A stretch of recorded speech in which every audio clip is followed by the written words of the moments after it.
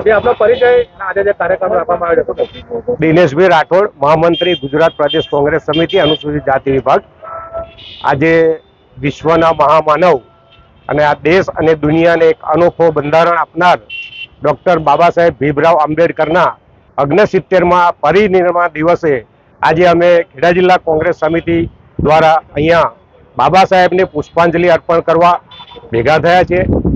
આજે આપના માધ્યમથી અમે એક સંદેશો આપવા માંગીએ છીએ કે બાબા સાહેબે દેશ અને દુનિયાને જે અનોખું બંધારણ આપેલું અને એ બંધારણ થકી આજે દરેક લોકો પોતાના હક લઈ રહ્યા છે અને સમાજને એક નવો સંદેશો આપેલો છે।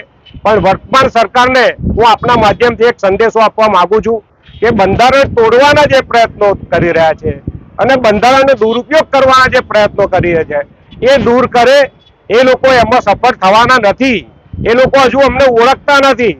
અમે ભલે ઓછી સંખ્યામાં રહ્યા પણ અમે છે ને એમનો કાટ કાઢી નાખીશું। એટલે આપના માધ્યમથી કહેવા માંગીએ છીએ કે હજુ બી તક છે, હજુ બી સુધરી જાય અને બાબા સાહેબ આંબેડકરના જે વિચારો છે, બંધારણ છે એને અમલમાં મૂકે અને સામાન્યમાં સામાન્ય માણસને આ બંધારણનો લાભ મળે તેવી યોજના કરવામાં આવે અને તેવું લોકોમાં એ કરવામાં આવે। જય ભારત, જય ભીમ। પરિચય આજે કાર્યક્રમ રાખ્યો હતો। હું મહેન્દ્રસિંહ રાણા, ખેડા જિલ્લા કોંગ્રેસ કાર્યકારી પ્રમુખ। આજ રોજ ભારતની આઝાદી મળ્યા પછી લોકશાહીને મજબૂત કરવા માટે જે બંધારણની રચના કરવામાં આવી એ બંધારણના ઘડવૈયા અને જે જીવન પર્યત ગરીબો, વંચિતો અને દલિતો જે લોકોને અવાજ દબાતો હતો, કચડાતો હતો એવા માટે જીવન પર્યત જેમને લડત આપી એવા ભારત રત્ન ડોક્ટર બાબા સાહેબ આંબેડકરની નિર્વાણ દિવસે અમે ખેડા જિલ્લા કોંગ્રેસ સમિતિ દ્વારા અહીંયા બાબા સાહેબની પ્રતિમાને પુષ્પાંજલિ અર્પણ કરી છે અને વર્તમાન શાસકો દ્વારા જ્યારે લોકોના અવાજને દબાવવામાં આવી રહ્યો છે, લોકોની માંગણીઓને જે રીતે જોરહુકમીથી દબાવવામાં આવી રહી છે ત્યારે આવનાર સમયમાં 18 તારીખથી ખેડા જિલ્લાથી પ્રારંભ થતી જન આક્રોશ યાત્રામાં લોકોના અવાજને મજબૂતાઈ મળે, બાબા સાહેબના વિચારોને મજબૂતાઈ મળે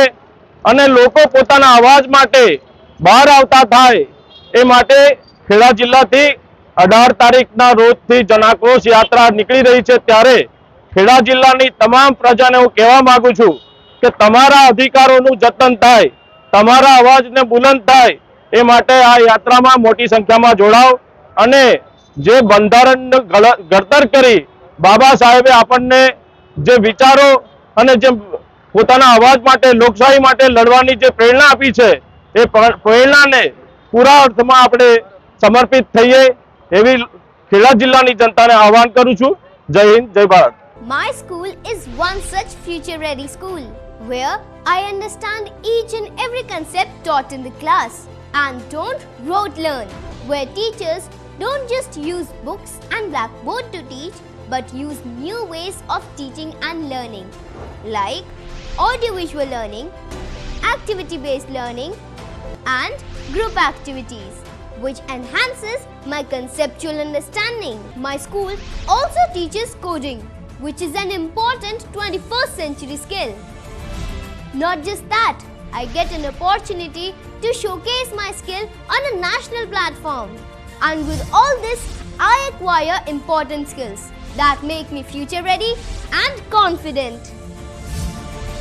Would you also like to know where is my future ready school? Visit now and see for yourself.